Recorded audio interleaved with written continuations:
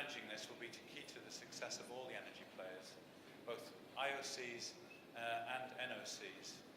And this, I think, has three implications overall. One is that this uncertainty has focused the importance on security of supply, again a subject we just talked about briefly, especially in Europe. There are concerns not only about pricing, as there was in the 1970s, but also about access to the right volumes and the people, and having surety about who's supplying and the reliability of those volumes. Also, an area of uncertainty means a nimble response is essential. You need to move quickly, you need to respond and be flexible. Certainly in BG, we believe this is an absolutely critical factor in our success in the global LNG business, is having a flexible supply base, flexible contracting and commercial conditions that have allowed us to react and change with the industry as it has evolved in the last few years. We are now no longer selling cargoes into the US market, for example, where we were selling cargoes previously. We're not sending hardly any cargoes into the European market. We're diverting most of our LNG volumes into the Asian Pacific Rim. The third, I think, thing that is needed for success, and in this background of uncertainty, as I believe that there is a bright future for the gas. Mr. Akhilakov mentioned the future of the gas industry in his opening comments. The gas industry here in Kazakhstan is, I think, something for the future. We in BG certainly believe there is a very bright future for the natural gas industry. As Matthias just said, I would like to share also some statistics, if you like, or some food for thought about the rate of growth of gas demand that we see in the world. I think currently gas demand worldwide is of the order of, say, 3,100 BCMA. So BCM per annum. We believe by 2020 that global gas demand will be, say, of the order of 4,000 BCMA. Now, that doesn't sound like it's a very challenging target to hit over a number of years going forward. I think if you do the calculation, it looks like it's about a 2.6%, so between 2 and 3% growth between now and then. But if you take into account the amount of supply that will be eroded just by natural decline of the fields that are currently producing in the world today, the natural capacity that is there today, which will be, I think, probably about half of that 3,000 that is there today over the next 10 years, then you think this starts to look like a very big number that needs to be replaced. We need to replace probably something like the equivalent of 70% of the existing capacity of the world today by 2020. 70% of existing world capacity in gas, which is an absolutely huge challenge for the industry. And I think that is a backdrop that bears some thinking about. We believe that will cost of the order of $2 to $2.5 trillion to finance. So companies, major companies will need to be involved, states will need to be involved, and I think it will be a huge impact and strain on global liquidity in the global financial markets just to be able to finance that kind of increase in supply. So I think the other thing I wanted to briefly mention was, I think, shale gas, because everyone is talking about shale gas. We talked briefly about the rapid rise in unconventional supply in the US, particularly in recent years. This has been game-changing in the US. As I just mentioned, we're not sending LNG cargoes to the US anymore. We strongly believe in BG that the US will be exporting LNG very shortly. In fact, we've contracted some of that capacity ourselves, and we hope it will happen in the very near future. But will that happen elsewhere in the world? Is that something that is going to be game-changing in other parts of the world? Now, subject to some of the reading I've been doing recently, I subscribe to the argument that actually I think that it will be very hard for that to happen in some other areas of the world. I think it's a very interesting debate. But I recently read some very interesting literature about China, for example. China is putting a big focus on trying to develop its shale gas reserves. But I do believe personally that it will be very difficult to do that in any kind of short time frame. There are unique conditions in the US that are very hard to replicate. A few of those being access to an extensive infrastructure network that is already invested in, the commercial framework that is in place and legal frameworks in the US, the competitive service industry in the US.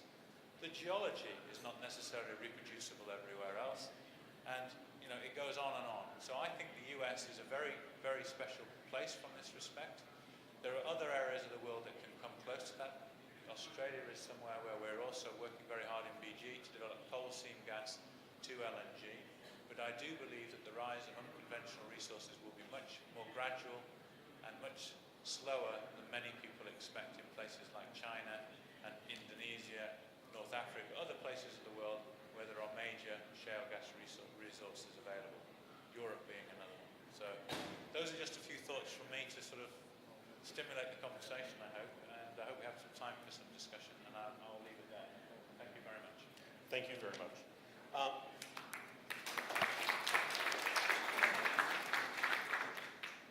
Next up is Karmanghazi Iskaziev, Deputy Chairman of the Management Board on Geology and Prospective Projects for Kazmunagas and candidate of Geological and Mineralogical Sciences. Thank you.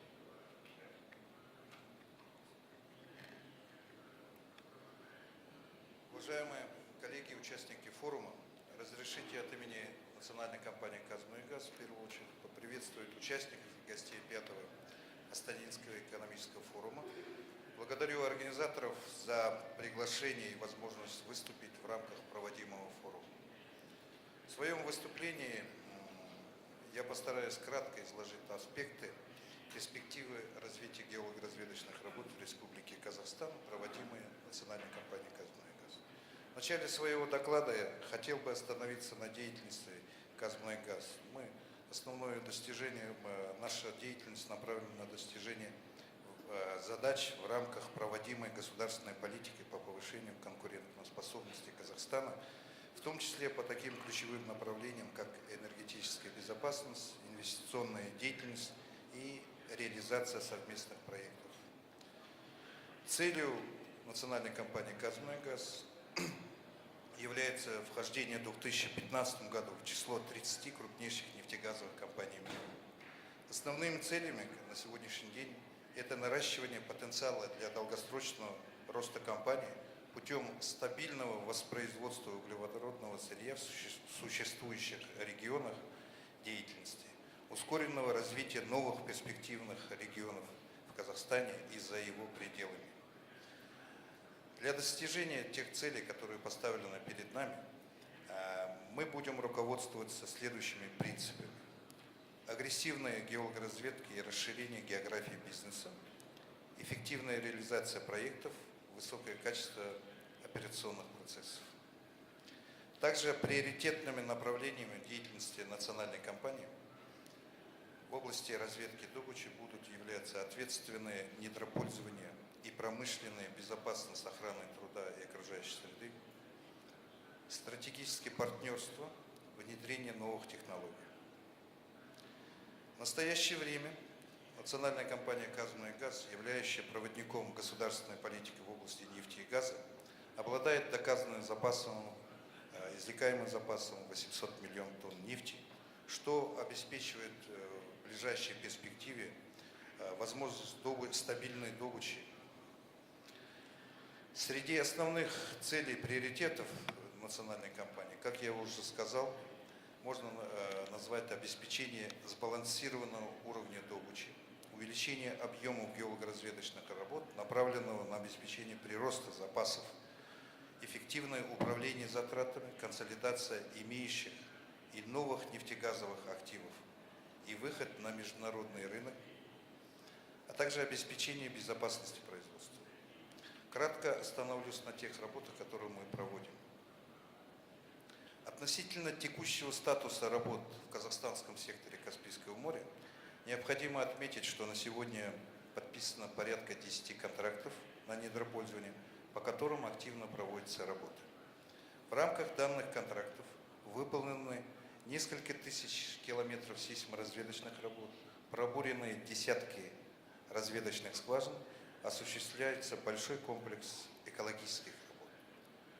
Вы знаете, что первую промышленную нефть на шельфе Казахстана предполагается получить в 2013 году в рамках Северо-Каспийского проекта с учетом подписания поправки номер 4. Что касается других проектов, по проекту «Жемчужный» с нашими партнерами компанией Shell, также Амануэл, мы, Казмунайгаз совместно, мы уже сделали обнаружение на структуре Хазара и Ауэзов, И сегодня по этим проектам приступаем к определению концепции дальнейшего освоения. По блоку N, где мы работаем совместно с компанией Мубадова из ConocoPhillips, уже отправлено уведомление в компетентный орган о потенциально-коммерческом обнаружении, что позволяет перейти на этап оценки по структуре ракушечной мури. Нами также проводятся по блоку N геолого-разведочные работы по другим структурам. Вы знаете, что на этой структуре, наверное, что на этой структуре, блоке у нас 8 перспективных структур, геолого-разведочная работа по ним продолжается. По проектам Жамбыл, Сатпаев, Махамбет, Бубек нами полностью отработанные сейсмические профиля 2D. Сегодня проводится переинтерпретация данных, и мы совместно с партнерами готовимся, начиная с 2013 года, к бурению разведочной скважины. Кроме того, по блоку Махамбет возможно бурение глубоких скважин на палеозойские отложения.